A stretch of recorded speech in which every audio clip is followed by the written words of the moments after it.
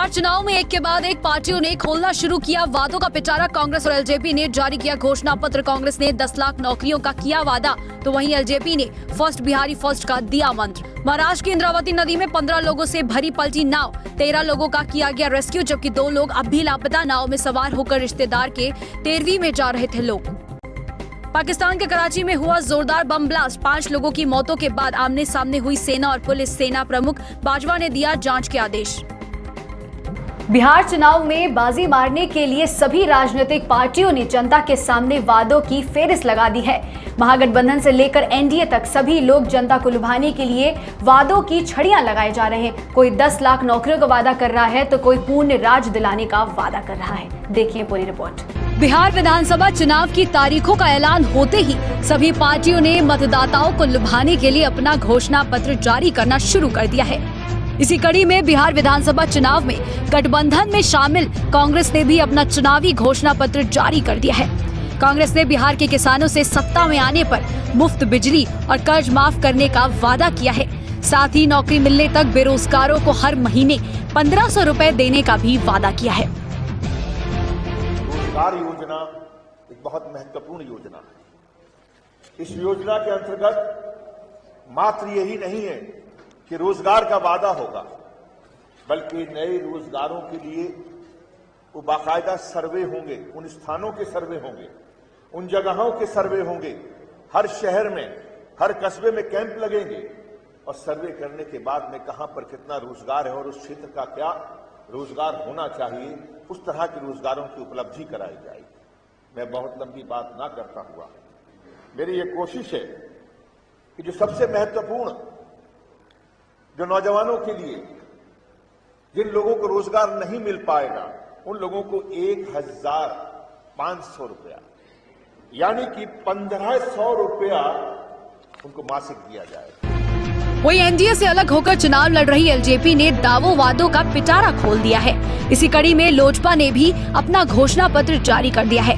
Vision document के जरिए चिराग पासवान ने राज्य में बड़े स्तर पर मेडिकल कॉलेज, इंजीनियरिंग कॉलेज खोलने का वादा किया है ताकि बिहारी युवा बाहर पढ़ने न जाए। साथ ही नदियों को जोड़ने की योजना पर तेजी से काम करने का भी भरोसा दिया है। आपको बता दें कि पूर्व मुख्यमंत्री अटल बिहारी वाजपेयी ने देश में नदियों को जोड़ने की योजना चलाई थी, जिसे अब मोदी सरकार भी आगे बढ़ा रही है। ऐसे में बार बार चिराग पासवान अपने संबोधन में पीएम मोदी के विकास की बात करते हैं और अब उन्होंने बिहार में बाढ़ की समस्या का हल निकालने के लिए अटल की उसी योजना को आगे बढ़ाने की बात कही है।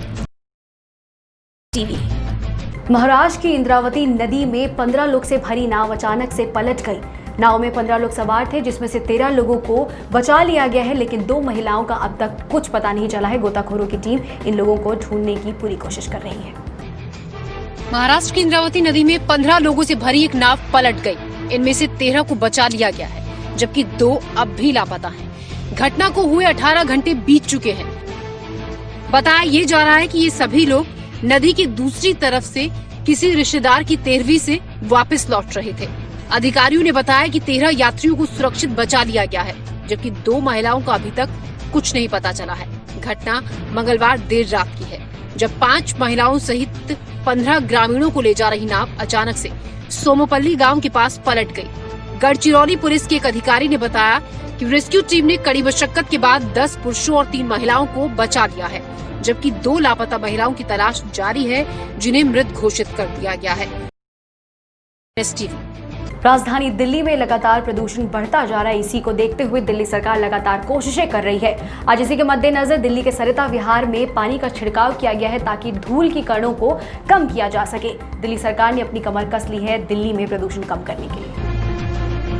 दिल्ली में लगातार बढ़ते प्रदूषण को कम करने की कवायद जारी है। इसी के मद्देनजर सरिता विहार में पानी का छिड़काव किया गया और सड़कों के किनारे लगे पेड़ों पर भी पानी का छिड़काव किया गया ताकि हवा में धूल कणों की मात्रा कुछ कम हो सके।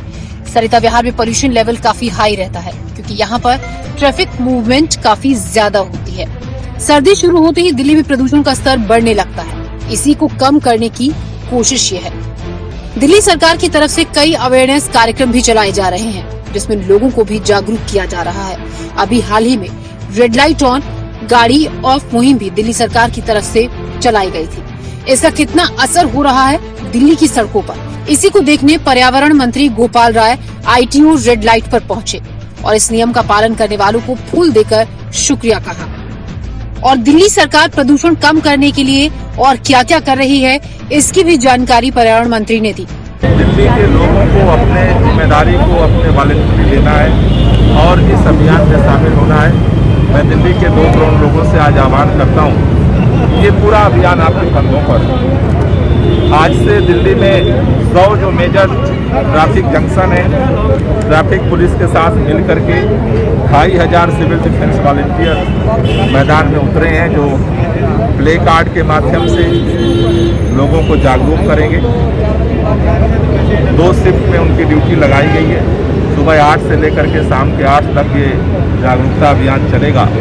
लेकिन इसके साथ साथ सरकार की तरफ से हम सभी सांसदों को, सभी विधायकों को, पार्षदों को, जितने यहाँ पर ट्रेड यूनियंस हैं, व्यापार संगठन है, उद्योग संगठन है, ऑफिसर्स के संगठन है, सभी लोगों को हम इसमें आह्वान कर रहे हैं। आम आदमी पार्टी के वॉलंटियर्स हाथों में गुलाब के फूल और पोस्टर बैनर लिए रेड लाइट पर लोगों को जागरूक करते हुए नजर आए। उत्तर प्रदेश के बदायूं में एक शख्स ने छोटी सी बात पर अपनी पत्नी का सिर मुंडवा लिया। दरअसल बात इतनी सी थी कि पत्नी ने अपने चाचा के अंतिम संस्कार में जाने की बात कही। पति इससे नाराज होकर उसकी खूब पिटाई की और उसका सिर मुंडवा दिया। फिलहाल पुलिस ने मामला दर्ज कर लिया है और शख्स को गिरफ्तार कर लिया है। उत्तर प्रदेश के बदायूं में एक शख्स ने मामूली सी बात पर अपनी पत्नी का सिर मुंडा दिया और उसे बुरी तरह से मारा पीटा, उसे घर में बंद कर दिया। और वजह थी, महिला ने अपने चाचा के अंतिम संस्कार में जाने की जिद की थी। इस शख्स को पुलिस ने फिलहाल हिरासत में ले लिया है। 31 वर्षीय सीमा ने पुलिस को बताया 17 अक्टूबर को उसके चाचा का निधन हो गया था। वो उन्हें आखिरी बार देखना चाहती थी, लेकिन उसके पति ने उसे जाने नहीं दिया। जब जोर दिया उसने जाने का तो उसके पति ने उसे बुरी तरह से मारा पीटा और उसका सिर मुंडा दिया। साथ ही सीमा ने यह भी बताया कि ससुराल वालों ने भी उसे बचाने की कोशिश नहीं की। सीमा देवी ने पुलिस को बताया कि उसका पति राजपाल शराब पीकर उसे अक्सर पीटता है। उसकी शादी को 9 साल हो चुके हैं और उनका एक बेटा भी है। बदायूं के SSP संकल्प शर्मा ने बुधवार को कहा, हमने IPC की धाराओं 509, 500 और 498A के तहत पति, उसके माता पिता, ससुराल वालों और एक रिश्तेदार के खिलाफ शिकायत दर्ज कर ली है। पति और रिश्तेदार को हिरासत में ले लिया गया है और जांच शुरू कर दी गई है।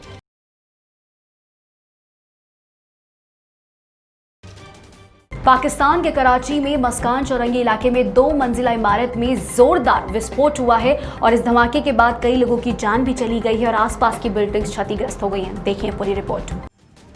पाकिस्तान के कराची शहर में उस वक्त भगदड़ मच गई जब एक 4 मंजिला इमारत में भयंकर ब्लास्ट हुआ।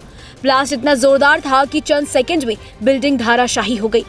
दिल दहला देने वाली विस्फोट के चलते कई लोगों की मौत हो गई, जबकि 1 दर्जन से ज्यादा लोग घायल हो गए। कराची में यूनिवर्सिटी गेट के बाहर गुलशन इकबाल इलाके के मस्कन चौरंगी में इमारत के दूसरे मंजिल पर भयानक विस्फोट हुआ।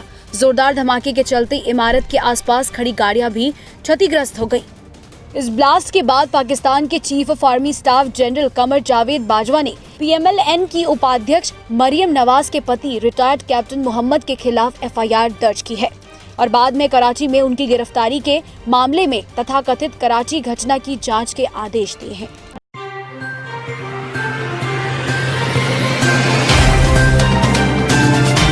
Subscribe now and press the bell icon. Never miss an update.